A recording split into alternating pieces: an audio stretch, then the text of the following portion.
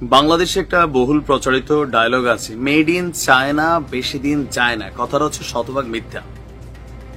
এখন অনেকে বলবেন ভাই চায়না জিনিসের আপনার এত ভরসা। দেখেন, চায়নারা সারা পৃথিবীতে এই যে ব্যবসার ক্ষেত্রে একটা বিপ্লব গড়ে তুলেছে।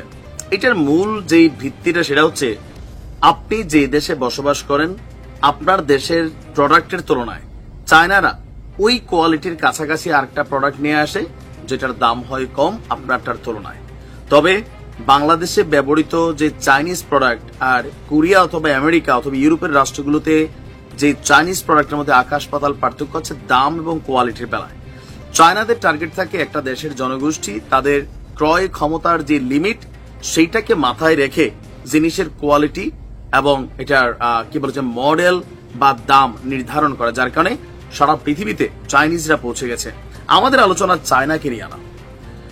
বিশ্ববাজারে এই মুহূর্তে মেশিনারিজ মানে যুদ্ধ সামগ্রী বা যুদ্ধাস্ত্র বা মেশিনারিজ, ড্রোন, তারপর হচ্ছে জাহাজ, আরো অনেক কিছু যেগুলো আছে, এই বাজারে হঠাৎ করেই মধ্যপ্রাচ্যের বাঘ আমরা ইরানকে দেখছি একটা মার্কেট তৈরি করে ফেলেছে। বিশেষ করে রাশিয়া ইউক্রেন যুদ্ধের পর ইরানের তৈরি তেলকম ভাজা মশমশা টাইপের যে ড্রোনগুলো আছে কম দামি, দেখা গেছে যে এগুলার যে কার্যকারিতা, এগুলোর যে সক্ষমতা, রাশিয়ার পক্ষে ইরানের ড্রোনগুলো যখন ফাইট করেছে বা ক্ষেপণাস্ত্রগুলো ফাইট করেছে তখন কাদের বিরুদ্ধে করেছে? পশ্চিমা শক্তিগুলোর বিরুদ্ধে। ইউক্রেনকে পশ্চিমারা আকাশ প্রতিরক্ষা সিস্টেম দিছে, ড্রোন দিছে, মিসাইল দিছে, কি না দিছে, কিন্তু রাশিয়া ইরানের তৈরি কম দামি ড্রোন এবং ক্ষেপণাস্ত্র ব্যবহার করে অনেক বড় সফলতা পেয়েছে। আর এরপর থেকেই মার্কিনীদের একটা চোখ হচ্ছে ইরানের এই মেশিনটা কেমনে তৈরি করা হচ্ছে। আপনারা জানেন যে সৌদির সাথে ট্রাম্প প্রায় $3 বিলিয়ন একটা অস্ত্র চুক্তি করছে, কাতারের সাথেও। এখন জিনিসের দাম বেশি হওয়ায় পরিমাণটা কম আসতেছে। এখন হুট করে আমরা দেখছি বিশ্ববাজারে নিজেদের মানে অস্ত্রের বাজারটার যে প্রতিযোগিতা, সেখানে নিজেদের আধিপত্য টিকিয়ে রাখতে এবার মার্কিন প্রেসিডেন্ট ডোনাল্ড ট্রাম্প তার একটা সিদ্ধান্ত সামনে আসছে, যেটা নিয়ে আলোচনা আছে যে মার্কিন অস্ত্র নির্মাতা প্রতিষ্ঠানকে, যে প্রতিষ্ঠানগুলো আছে তাদেরকে ইরানের ড্রোনের আদরে দামে কম, দ্রুতগতির এবং প্রাণঘাতী যে ড্রোনগুলো আছে সেগুলো তৈরির নির্দেশনা দিয়েছে ট্রাম্প। কাতার সফরকালে আরব আমিরাত উদ্দেশ্যে রওনা হওয়ার আগে তিনি বলছেন যে আমি একটি কোম্পানিকে ইরানি ড্রোনের আদলে ড্রোন তৈরি করতে বলেছি, আমার প্রচুর ড্রোন দরকার।